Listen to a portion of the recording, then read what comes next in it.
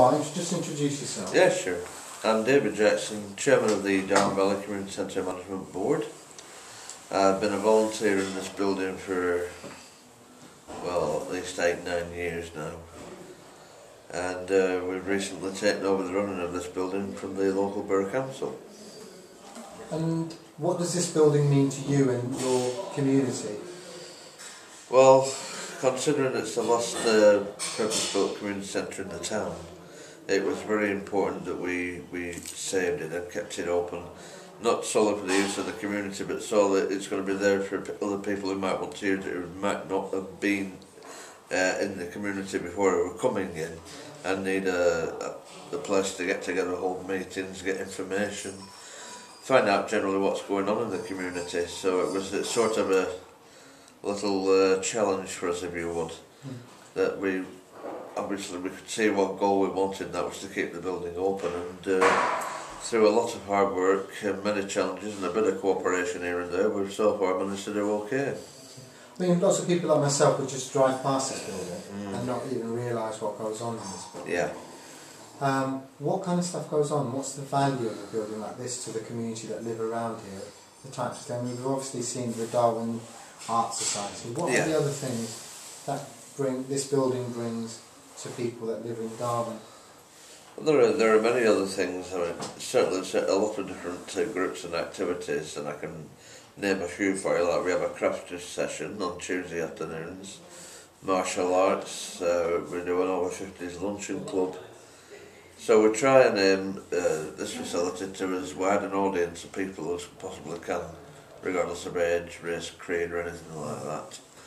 And we're always here to give advice, to lend help, or try and advise anybody who wants to get involved in volunteering, and particularly in this sector where we are now, this ward rather, because a lot of people seem to be a little bit withheld and don't really want to get involved in this, but it is very rewarding, and of course the centre is here for its community and for the town. Of course. Now, if I could talk about Darwen as a town, how would you like to see Darwen change over the next 20 years? What are the things that you would change about Darwen? Well, I would certainly like to increase a sense of community, a sense of togetherness in the town. Yes. Is that because it doesn't exist? It did exist in quite abundance in the 60s and 70s, but that was lost. Today it seems to be like, I suppose it's the same everywhere else. It's every man for themselves. There's little thought and compassion for the person next to you. There's absolutely no neighbourhood feeling anymore. Nobody ever looks after one another. They just go about their own lives, never really thinking about any of the neighbours, or friends, or colleagues, or relatives, or anything. In your view, what has caused that change from the 50s and 70s? I think it's been a change in attitude, a change in the education systems, a change in which the kids up to there are brought up, really. I mean, when I was a kid, we didn't have everything that we wanted. There were many things you had to go without, but you learned to get along with it, and you learned to work together as a neighbourhood or as a community to achieve these things that you wanted. Now that we're in a very materialistic society today, people can get things more or less at the drop of a hat. So there isn't that sort of need to club together and to work together. And that's where it's gone wrong, mainly in my eyes.